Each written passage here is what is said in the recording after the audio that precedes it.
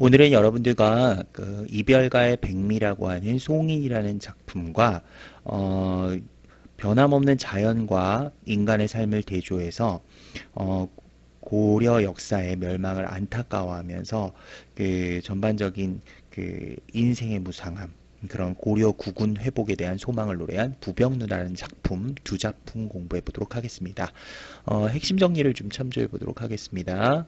자, 우선 송인의 핵심 정리부터 보시면요. 자, 송인의 핵심 정리. 이별가의 백미라고 알려져 있죠. 백미란 말은 가장 으뜸이 되는 작품이다라는 거예요. 우리가 이별가 하면 떠올릴 수 있는 작품, 뭐 고려가의 가시리도 있죠.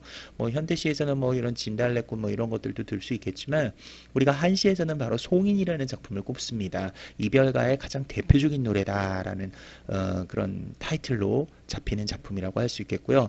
이별의 슬픔을 아주 절묘하게 드러냈다. 지금 우리가 공부하고 있는 건 여러분들 한시라는 거 다 알고 계실 거고요. 자, 우선 칠원절고. 한시는 형식 이야기해 드렸었죠.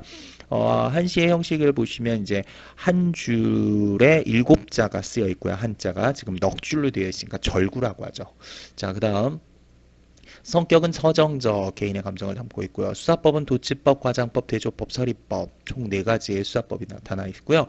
여기에서 보시면 우리가 가장 중요한 게 이제 시각적인 이미지가 사용이 됐다라는 것을 좀 참고를 해볼 수 있을 것 같아요.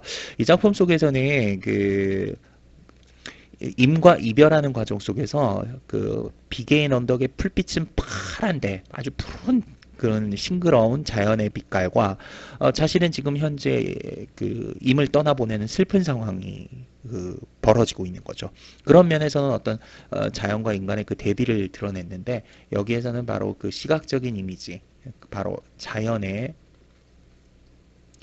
어, 싱그러운 모습, 그것을 우리가 이제 풀빛이 푸른데 자 푸른 풀빛으로 드러냈죠. 그러나 지금 나의 상황은 임과 이별하기 때문에 굉장히 슬프다는 거죠. 대동강물은 그 언제 닿을 것인가 이러면서 이제 이별의 눈물 해마다 푸른 물에 더하는 것이라고 해서 그 대동강물이 흘러가는데 거기에 눈물을 내가 해마다 임을 이별한 슬픔을 더하기 때문에 마를 리가 없다. 좀 과장적인 표현도 있긴 하겠죠. 그래서 전체적인 그 주제는요 바로 이별의 슬픔이다라고 이야기를 할 수 있겠습니다. 자, 그럼 본문 함께 보도록 하겠습니다. 자, 본문을 보시면 총 한자가 일곱 글자로 되어 있죠. 이렇게 하고 넉 줄로 되어 있죠. 그래서 칠원절구라고 얘기했습니다. 비개인 언덕에 풀빛이 푸른데 우선 이 첫 행 보시면요. 여기에 좀 아까도 방금 이야기했지만 시각적인 이미지가 드러나 있다라고 할 수 있습니다. 시각적인 이미지가 제시되어 있고요. 그대를 남포에서 부르며 슬픈 노래 부르네. 좀 자연은 싱그럽고 굉장히 좀 이렇게 깨끗한 느낌이 드는데 지금 나의 상황은 어떻습니까? 지금 보시면 나의 상황은 그대를 남포에서 보내면 슬픈 노래 부르네. 나는 지금 어때요? 이별의 상황이죠. 그래서 이 두 부분은요. 이 두 부분은 서로 대조가 된다라고 할 수 있는데 이 두 부분은 지금 대조가 되고 있는 상황이죠. 바로 싱그러운 자연과 대비되는 이 이별의 인간사라고 할 수 있겠죠. 싱그러운 자연과 대비되는 이별의 인간사. 자연은 너무너무 싱그럽고 아름다운데 나는 지금 이별을 해서 슬프다는 거야. 화자는 대조가 되고 있다는 거 꼭 기억을 해주시고요. 그대를 어디서 보내요? 남포에서 보내며 이 남포라는 구체적인 어떤 장소가 나왔죠. 이별의 장소가 나왔기 때문에 이제 구체성을 좀 획득하고 있고요. 구체적이죠. 그러면서 향토적인 성격도 좀 드러내고 있다. 이렇게 볼 수 있어요. 남포라는 이 단어가 구체성과 향토성을 좀 드러낸다. 라고 할 수 있겠죠. 이별의 장소로서. 대동강 물은 그 언제 다할 것인가 라고 하죠. 여기서 물은 어떤 곳이냐. 이별의 상징이에요. 이별의 상징이라고 할 수 있겠고요. 그 언제 다할 것인가 이 말은 다 한다는 얘기예요. 다 하지 않는다는 거예요. 다 말할 리가 없다라는 거죠.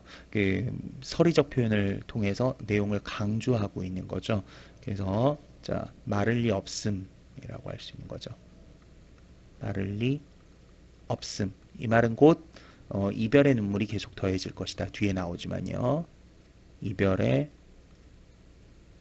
눈물이 계속 더해짐. 이렇게 얘기할 수 있겠죠. 왜요? 뒤에 나오죠. 이별의 눈물 해마다 푸른 물결에 더하는 것을 이라고 하죠. 이별의 눈물을 해마다 푸른 물결에 더한데요. 자, 이 표현은 바로 이 표현 자체가 전체적인 주제구라고 할 수 있겠고요. 주제를 드러내는 이별의 정한이 극대화되죠. 이별의 정한이 극대화됨. 이렇게 얘기할 수 있겠습니다. 아니 대동강물이 사실 눈물 흘린다고 안 말하겠습니까? 그 눈물의 양이 얼마나 된다고요? 그만큼 슬퍼서 운다라는 걸 과장적으로 표현한 거죠. 그래서 전체적으로는 좀 과장적인 표현 지금 여기 이제 들어갔다라고 할 수 있겠고요. 여기 이 두 줄 부분에서는 과장법 지금 사용돼 있죠. 과장적인 사용. 이 부분은 아까 선생님이 얘기했지만 요건 서리법 언제나 다 할 것인가라고 해서 마르지 않는다. 서리적인 표현 들어갔다는 거. 기억을 좀 해주시면 좋겠습니다. 그래서 봄날의 강병 풍경과 이별의 정경 그러면서 물에 대한 어떤 이별의 상징으로 임에 대한 어떤 이별의 정한 이런 것들이 좀 드러난 한시 작품이었다고 볼 수 있겠습니다. 자 간단하지만 여러분들 내용 잘 기억해 주셨으면 좋겠고요. 이번엔 부병루. 부병루란 작품은요. 뜰부의 풀벽 누각루. 그러니까 푸른 물 위에 떠 있는 누각이란 뜻이에요. 부병루를 바라보면서 느낀 어떤 인생 무상의 정한, 그다음 고려의 구군, 나라의 고려라는 나라가 다시 회복되길 바라는 그런 화자의 마음이 좀 드러난 한시라고 할 수 있겠죠. 자, 본문 보시기 전에 핵심 정리 보시겠습니다.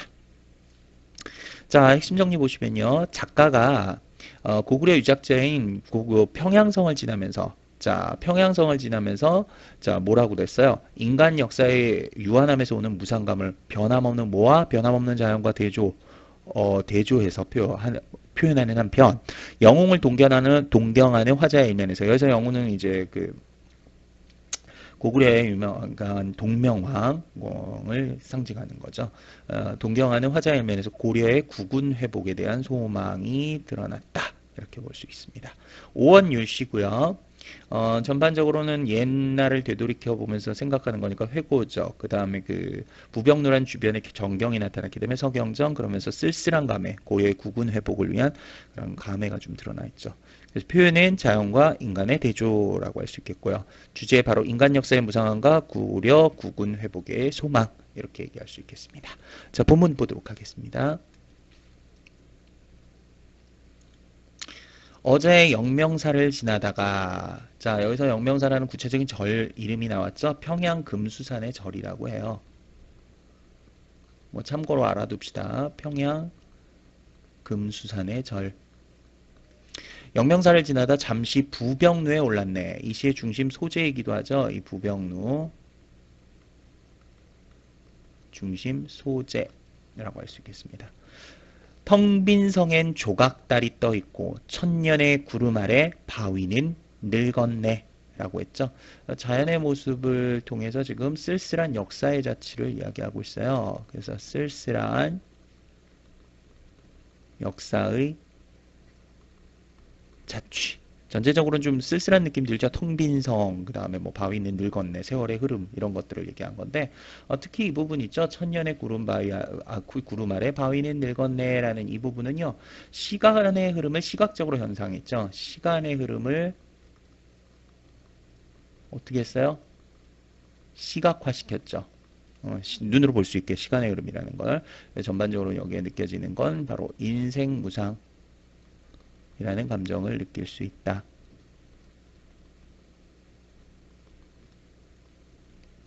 인생이란 덧없다 라는 것들을 느꼈다는 거겠죠.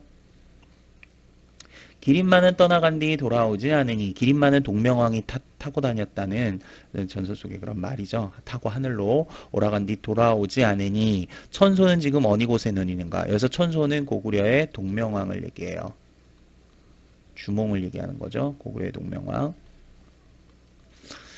그렇게 역사 한 시대를 누렸던 영웅도 한 번 가고 나면 돌아오지 않지 않는가라는 그런 얘기죠. 그래서 전반적으로는 역사의 무상함, 영웅의 회고에 대한 무상함으로 인한 탄식 이런 부분이 드러난 거죠. 그래서 이 두 줄 부분은요.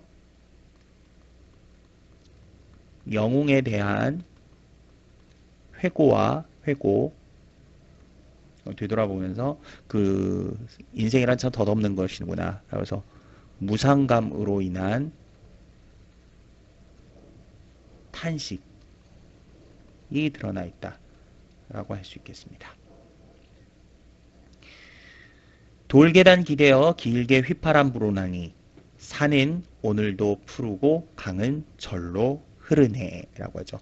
돌계단 기대서 휘파람에 든다. 휘파람, 청각적인 이미지가 드러나 있죠. 허망한 인간 역사에 대한 화자의 감회가 청각적으로 드러난 거예요. 그래서 여기에서는 허망한 인간 역사에 대한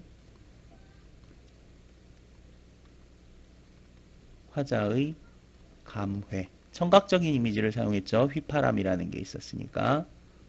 그죠? 그러면서 마지막에 산은 오늘도 푸르고 강은 절로 흐르네 라고 하죠. 인간 역사는 허망하지만 자연은 늘 변함이 없다라는 거예요. 그래서 이 부분은요. 인간 역사와 대조되는 자연의 영원성을 얘기한 거죠. 인간 역사와 대조되는 자연의 영원성. 조금 중요하기 때문에 선생님이 좀 빨간 펜으로 표현을 했습니다. 대조가 되고 있다는 거. 자, 잘 기억을 해주셨으면 좋겠습니다. 부병로에 올라서 예전에 그 고구려의 동명왕을 생각하면서 인생이란 덧없구나. 한번 가면 다시 돌아오지 않는구나. 이런 생각을 하면서 고려에 대한 그런 어떤 무상감 이런 것들을 떠올리면서 그 인생이란 고구려에 대한 그런 어떤 그 역사를 생각하면서 고려도 다시 회복되기를 바라는 그런 어떤 마음이 자연과의 대조를 통해서 잘 드러났다라고 할 수 있겠죠. 자, 여기까지 우리가 살펴봤습니다. 여러분들 그 문제도 한번 좀 풀어보시고요. 배웠던 내용들을 참고해서 정확하게 제가 본인이 학습을 했는지 이렇게 좀 체크해 보시기를 바라겠습니다. 수고하셨습니다.